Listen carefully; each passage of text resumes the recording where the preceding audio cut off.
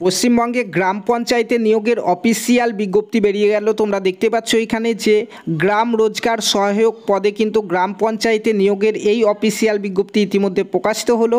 আমরা ডিটেলসে আলোচনা করব আজকের এই ভিডিওতে যে তোমরা গ্রাম রোজগার সহায়ক অর্থাৎ জিআরএস পোস্টে, গ্রাম পঞ্চায়েতের জন্য জিআরএস পোস্টে তোমরা কিভাবে আবেদন করতে পারবে, কোথায় কতগুলি শূন্যপদ রয়েছে, কারা কারা আবেদন করতে পারবে, বেতন কত, নিয়োগ কিভাবে করানো হবে, কতদিন পর্যন্ত ফর্ম ফিল আপ চলবে, সম্পূর্ণটা জানতে পারবে আজকের এই ভিডিও থেকে।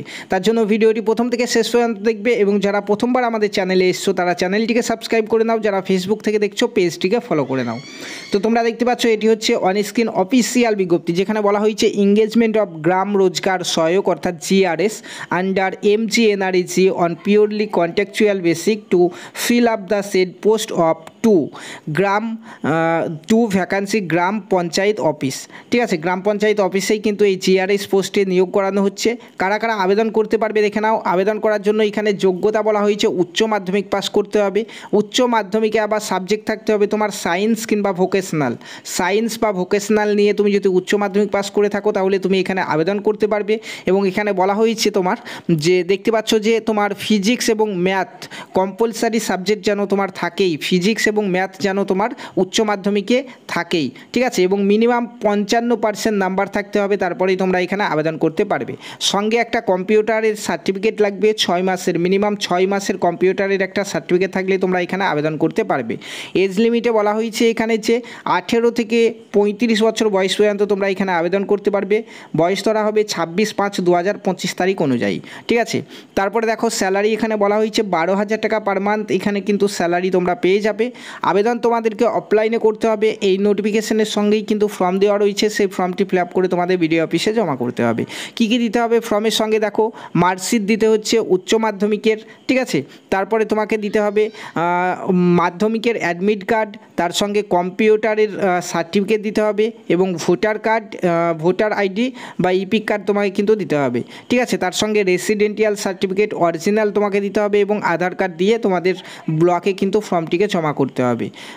মোবাইল নাম্বার কিন্তু অবশ্যই তোমাদেরকে দিতে হবে। তোমরা দেখতে পাচ্ছ মোবাইল ফোন নাম্বার কিন্তু দিতেই হবে অ্যাপ্লিকেশন ফর্মে। ঠিক আছে, এবং তোমাদের ফর্ম জমা হবে কতদিন পর্যন্ত দেখো, 26/5/2025 তারিখ থেকে 9/6/2025 তারিখ পর্যন্ত কিন্তু তোমরা ফর্ম জমা করতে পারবে। ঠিক আছে, 26/5/25 থেকে 9/6/2025 তারিখ পর্যন্ত ফর্ম জমা নেওয়া হবে। দেখে নাও কোথায় ফর্ম জমা নেওয়া হবে, দেখতে পাচ্ছ এখানে গাইহাটা ডেভেলপমেন্ট ব্লক, এই ব্লকে কিন্তু ফর্ম জমা করতে হবে। 11টা থেকে 5টার মধ্যে তোমাদেরকে ফর্ম কিন্তু জমা করতে হবে। দেখো application submitted through any other mode, দেখো ইন্ডিয়ান পোস্ট, তারপরে কুরিয়ার সার্ভিস এবং ইমেল এর মাধ্যমে কিন্তু তোমরা ফর্মটি জমা করতে পারবে।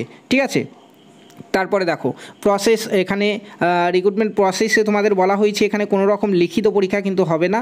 তোমাদের উচ্চ মাধ্যমিকে ফিজিক্স এবং ম্যাথ এই দুটো সাবজেক্ট মিলিয়ে যে নাম্বার তুমি পাবে সেই নাম্বারের বেসিকে কিন্তু এখানে একটি মেরিট লিস্ট তৈরি হবে এবং যাদের মেরিট লিস্টের উপরের দিকে নাম থাকবে তারাই কিন্তু এখানে এই জবটি পেয়ে যাবে। ঠিক আছে, নিচের দিকে অ্যাপ্লিকেশন ফর্ম দেওয়া রয়েছে, তোমরা দেখতে পাচ্ছ এখানে নিচেই রয়েছে এই নোটিফিকেশনের সঙ্গেই কিন্তু অ্যাপ্লিকেশন ফর্মটি দেওয়া রয়েছে। দেখো application form for the post of গ্রাম রোজগার সহায়ক।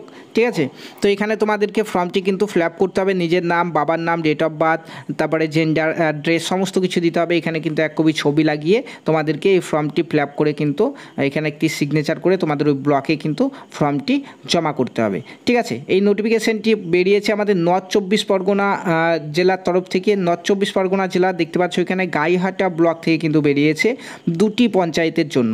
কোন কোন পঞ্চায়েত দেখতে পাচ্ছ এখানে রেসিডেন্টিয়াল স্ট্যাটাসে কিন্তু দেওয়া হয়েছে।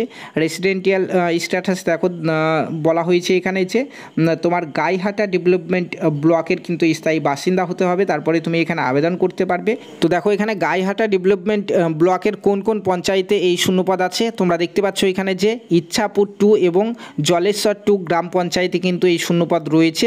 তোমরা এখানে গাইহাটা ব্লকের যারা বাসিন্দা রয়েছে তারা কিন্তু এখানে আবেদনটি করতে পারবে। ঠিক আছে, তোমাদের এই নোটিফিকেশনটি বেরিয়েছে তোমাদের যে নর্থ 24 পরগনা জেলার অফিসিয়াল ওয়েবসাইট হচ্ছে এটি, তোমরা দেখতে পাচ্ছ এই অফিসিয়াল ওয়েবসাইটে কিন্তু এই নোটিফিকেশন জারি হয়েছে।